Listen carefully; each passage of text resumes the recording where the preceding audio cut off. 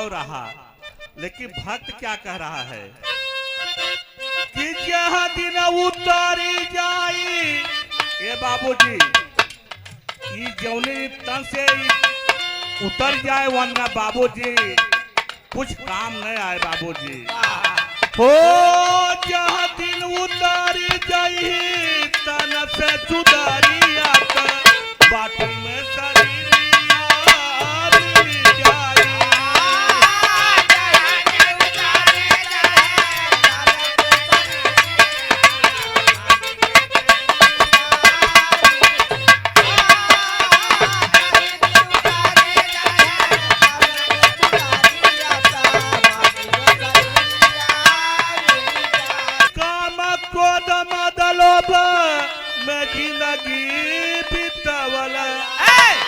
बाबूजी इस शरीरिया काम क्रोध मद लोभ में बिताई है, लेकिन ये कौनो काम नहीं आए बाबूजी। काम क्रोध मद लोभ में अरे जिंदगी बितावला अकेला नहीं काऊ नौका रिबन का साथिया माटी में शरीरिया मिली जा।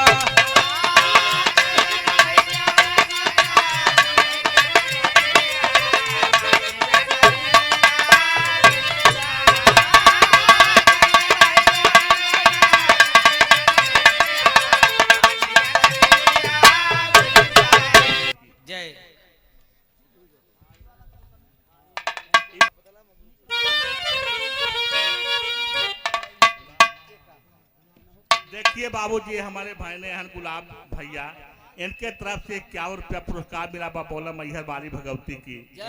बाबूजी अब नहीं मिली है बाबू गायन मोर बीरानवा, अब बहिन का सुना कैगा अरे जीजा दिया गानवा के सहारे मोर बहिनी आए बाबूजी के सहारे मोर बहिनी आए बाबूजी माटी में शरीरिया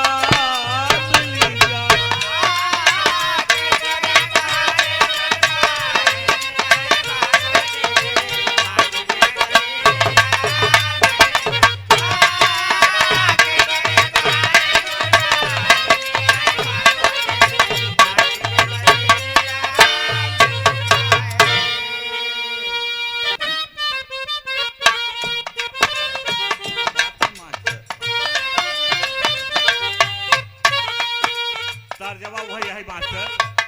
हाँ माई कहती बेटी नियरे भी मां कही पा गया। ई दूसरे भाभी के बाबू राम कैलाश गावत रहन, लेकिन कुछ हमों पे गाई थे कि झंझरी मड़ाउआ दिन बनवाए बाबा हो, झंझरी मड़ाउआ दिन बनवाए बाबा हो लगी शुरू जावा के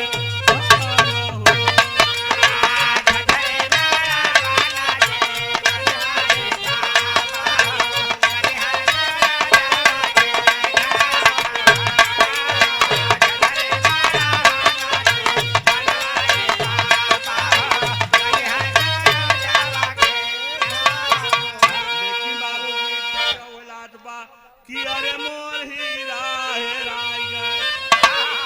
अरे आज बाबूजी मेरे सारी दुनिया को छोड़ करके गायन चले गए, मेरी बहन आज अकेली रह गई बाबूजी। इसी बात पर कहना पड़ा कि अरे मोर हीरा हेराई गए, अरे कचरे में मोर हीरा हेराई गए।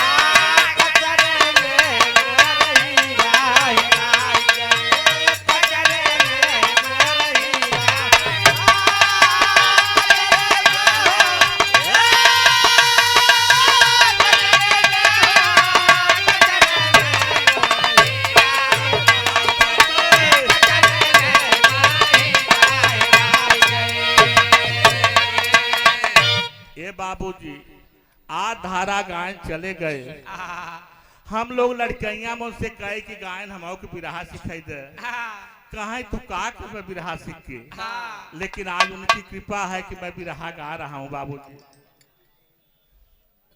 बाबूजी मामा टाइम ज्यादा होता बढ़ के कहत रहे, लेकिन बाबूजी आज उनके तरफ से मामा के लड़के की तरफ से 51 रुपया पुरस्कार मिला। बोला मामा जी समय देखते हुए मामा जी। हाँ मोर ही राहे राय गए कचरे में, मोर ही राहे राय कचरे में,